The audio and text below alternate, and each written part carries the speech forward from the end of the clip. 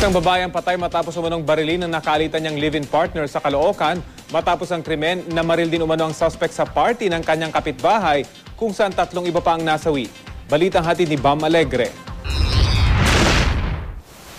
Bakas sa mga larawang ito ang tindi ng galit ng isang lalaki sa kanyang live-in partner. Ang nakahandusay na babaeng ito, kinilalang si Edna de la Cruz, live-in partner ng suspect na si Rolly Rapit.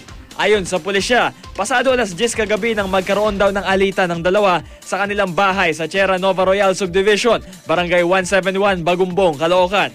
Hanggang sa mauwi ito sa pamamaril ni Rolly kay Edna. Hindi pa nakontento, lumabas daw si Rolly at pinagbabaril ang walang muwang ng mga kapitbahay na nagsasaya lamang sa isang birthday party. Namatay sa ospital ang 3 sa mga biktima na kinilalang sina Arnold Diaz at ang mag-inang sina Benjamin Templanuevo at Elizabeth Templanuevo.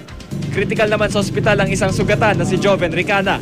Ang iba pang sugatan, makakainuman daw ni Rolly bago ang insidente na binalikan pa ng suspect para hampasin ang baril sa ulo.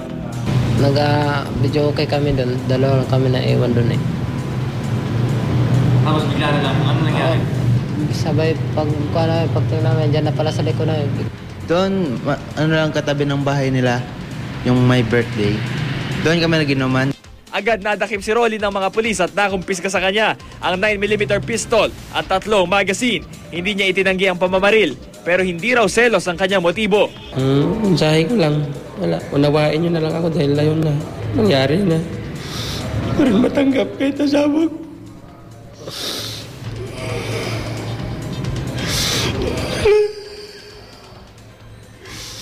Wala na pag-asa.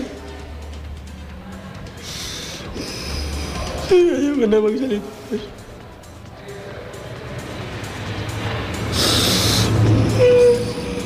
Ano patawarin ako ng Diyos ito.